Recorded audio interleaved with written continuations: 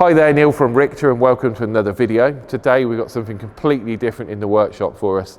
A lot of you know we're obviously the apt importer, so lots and lots of body kit, body styling, tuning.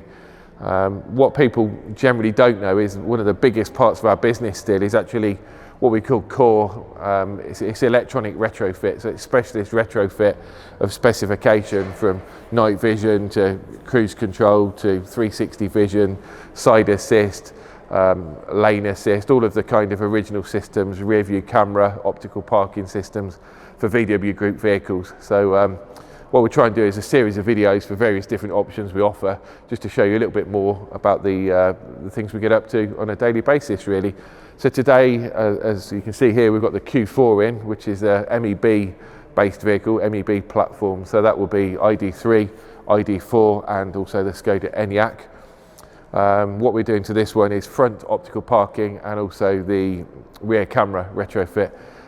These S-Line vehicles generally would have come through with those options as standard, or certainly you could opt for it for a very cheap price, because of the whole situation with the specification changes and the chips coming in from the Far East. Lots of these vehicles are coming through without those options, so we've had a lot of call from a number of dealers to retrofit this.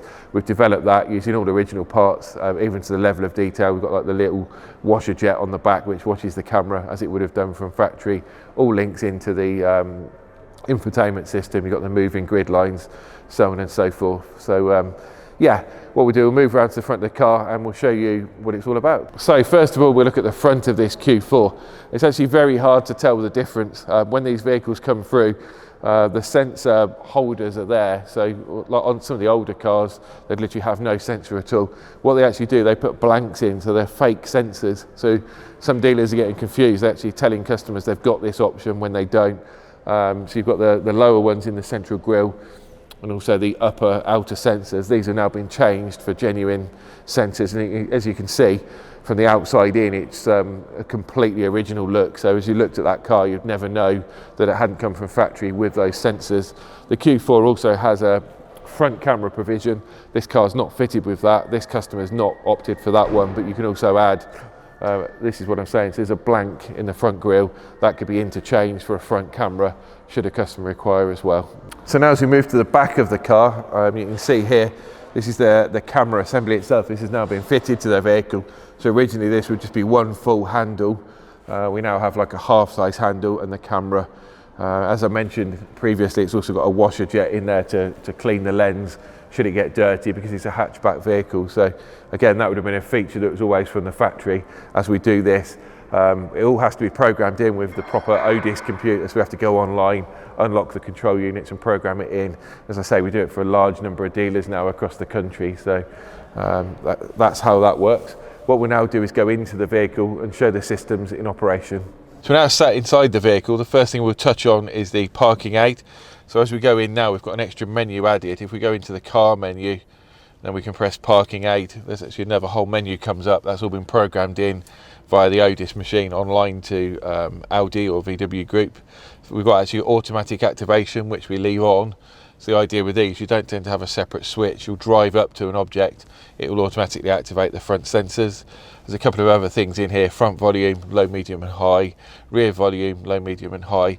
Then we've got an entertainment fader. What that option is for is the volume of the radio or music or Apple CarPlay, whatever you're listening to. With that option switched on, it will actually reduce the volume accordingly, so you can actually hear the buzzers of the parking sensors. So you get an option to turn that on or off. In terms of the rear view camera, that's fairly simple to activate. We simply engage reverse gear. As you can see on the screen here, we've actually got a split screen, so a third of the screen is front and rear optical parking. We've actually got a road cone on the front right, just to show you visually what that would look like on the optical parking, and then 2/3 of the screen is used for the camera. It's a fully integrated grid line system as well. So the orange grid line here, which I'm moving, shows the trajectory. So as you're reversing around a corner or reversing into a space, that moves as I move the steering wheel. You've also got the red line on here, which is your rear bumper protection area. So if you're reversing into a space, as the red line touches the car behind, that shows you when to stop at a safe distance. The beauty of this system is, as you can see looking around the car, there's nothing to visibly see, so all of the control units are hidden away nicely. all behind the scenes and integrated in properly. So it's basically as the car would have left the factory, but with extra nice options on. As I mentioned, this is specific for the MEB platform, so ID3, ID4, Q4 and Skoda Enyaq, but we also do it for a number of other vehicles, and we'll do some separate videos in the future. So yeah, love to know what you think. If you let us know in the comments below, that would be perfect, and we'll catch up in the next video.